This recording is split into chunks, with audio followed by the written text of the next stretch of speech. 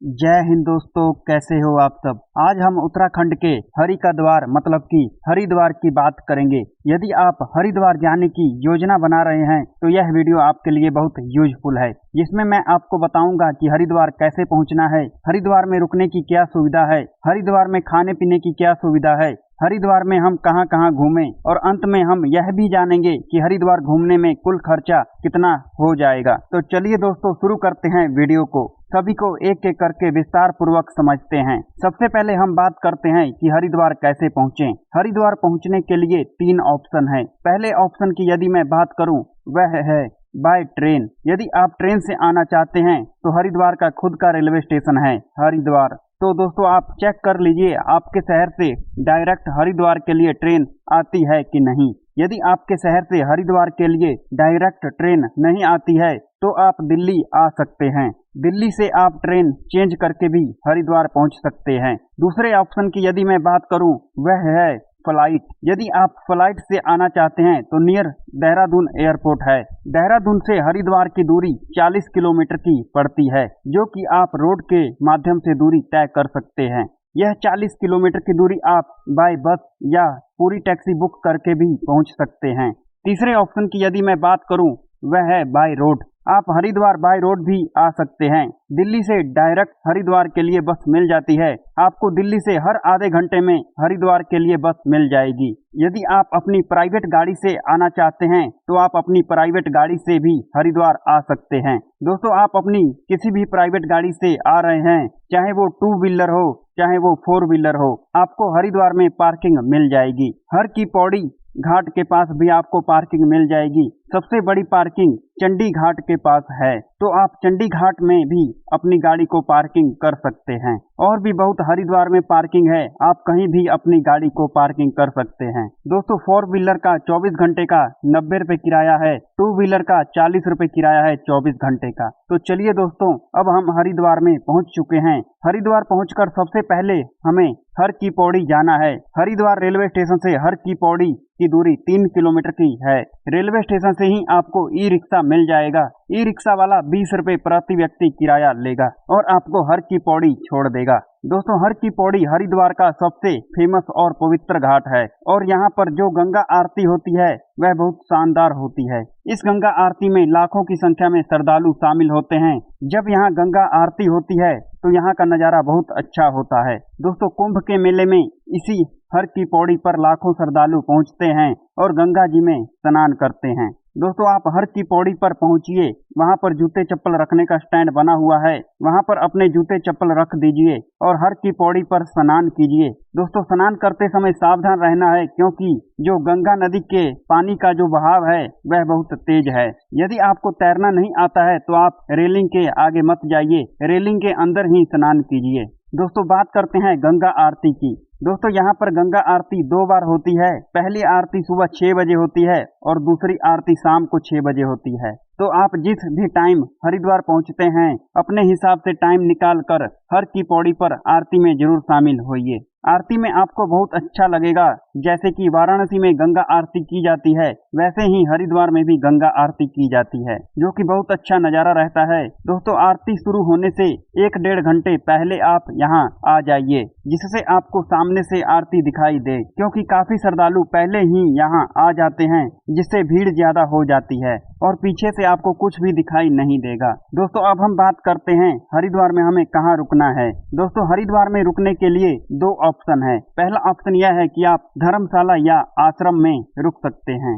हरिद्वार में रुकने के लिए किसी भी प्रकार की दिक्कत नहीं होती है। वहां पर आपको बहुत सारे धर्मशाला और आश्रम देखने को मिल जाएंगे। आप अपने बजट के हिसाब से वहां रुक सकते हैं। यदि आपका बजट कम है तो आप धर्मशाला में रुक सकते हैं। धर्मशाला में 300 रुपए से 400 रुपए में रूम मिल जाते हैं, जो कि 24 घंटे का किराया होता है। दूसरे ऑप्शन की यदि मैं बात करूं वह है प्राइवेट होटल। दोस्तों हरिद्वार में बहुत सारे प्राइवेट होटल हैं, जो कि आपको 500 से 800 रुपए में अच्छे रूम वाले होटल मिल जाएंगे। यदि धर्मशाला और आश्रम फुल रहता है, आपको वहाँ रूम नहीं मिलते हैं, तो आप प्राइवेट होटल में भी रुक सकते हैं। दोस्तों इसी के साथ हम यह बात कर लेते हैं, हमें जो भी यह धर्मशाला, आश्रम या होटल लेना है, यह किस लोकेशन पर लेना है। दोस्तों हरिद्वार रेलवे स्टेशन से आधे किलोमीटर की दूरी पर शिवपुरा पड़ता है। शिवपुरा में बहुत सारे धर्मशाला और आश्रम हैं, तो आप शिवपुरा में भी रुक सकते हैं या आप हर की पौड़ी के पास भी रुक सकते हैं।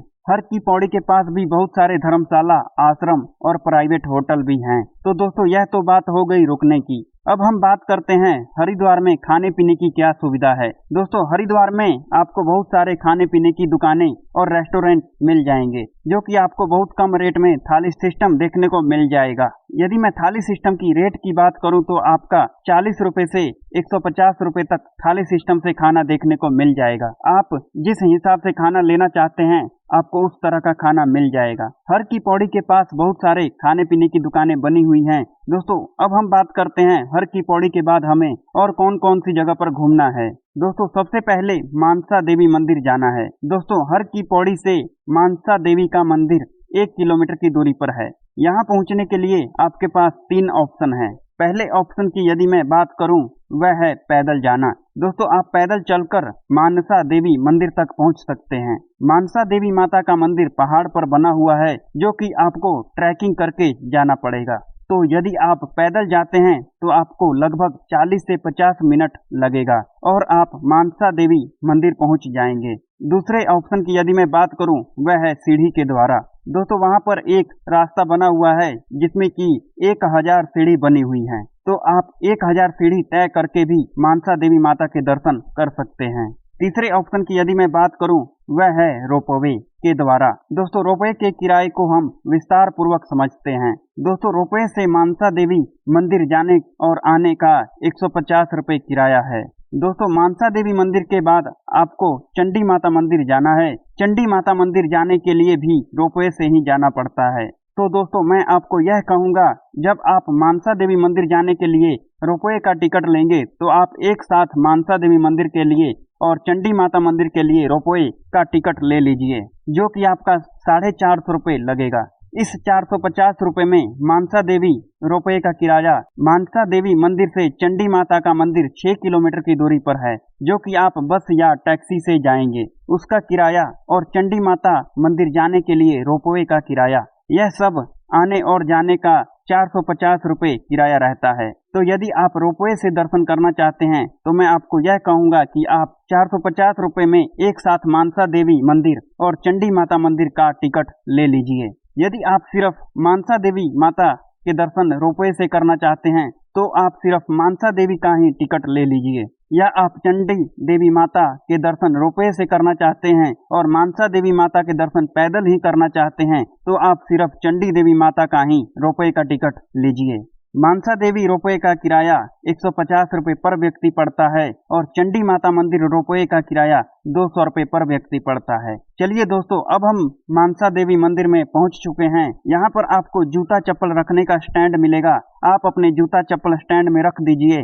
मंदिर के अंदर फोटो खींचना, वीडियो बनाना मना है, तो आप अपने मोबाइल जेब में रखिए और माता के दर्शन के लिए लाइन में लगिए। माता के दर्शन कीजिए, अपनी मनोकामना मांगिए और मंदिर परिसर से बाहर आ जाइए। अब हमें जाना है चंडी माता मंदिर। दोस्तों यदि आपने एक साथ रोपवे का टिकट नहीं लिया है तो आप प्राइवेट गाड़ी बुक करके भी जा सकते हैं।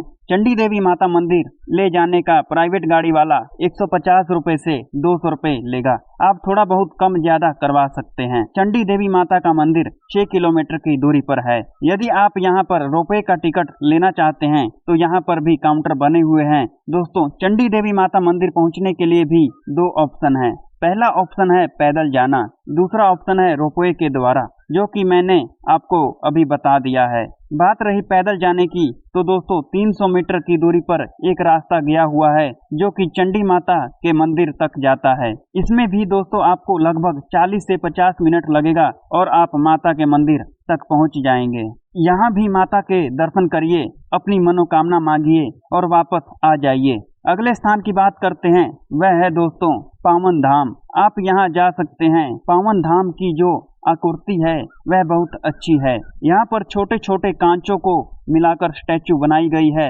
आप यहाँ का नज़ारा देख सकते हैं, यहाँ पर दर्शन कर सकते हैं। पावन धाम हर की पौड़ी से 3 किलोमीटर की दूरी पर पड़ता है। पावन धाम में भी आप कुछ समय दे सकते हैं और यहाँ का नज़ारा देख सकते हैं। अगले स्थान की बात करते हैं, वह है शांति कुंज। दोस्तों, शांति कुंज आध्यात्मिक केंद्र है। यहाँ पर बहुत तरह के कोर्स होते हैं। आपको कोई भी कोर्स करना पड़ता है, जैसे कि आप संगीत कोर्स कर सकते हैं, योगा कर सकते हैं और भी बहुत कोर्स कर सकते हैं। यहाँ पर आप जरूर जाइएगा। यहाँ पर आपको फ्री में रहने की सुविधा और फ्री में खाने पीने की सुविधा हो जाती है। यदि आप कोई भी कोर्स करते हैं तो यहाँ पर एक गायत्री माता का मंदिर भी है, आप गायत्री माता के दर्शन कर सकते हैं। अगले स्थान की बात करते हैं, वह है भारत माता का मंदिर। दोस्तों, हर की पौड़ी से भारत माता का मंदिर 2 किलोमीटर की दूरी पर पड़ता है। यहाँ पर 7 मंजिल बनी हुई है, मतलब कि 7 फ्लोर हैं।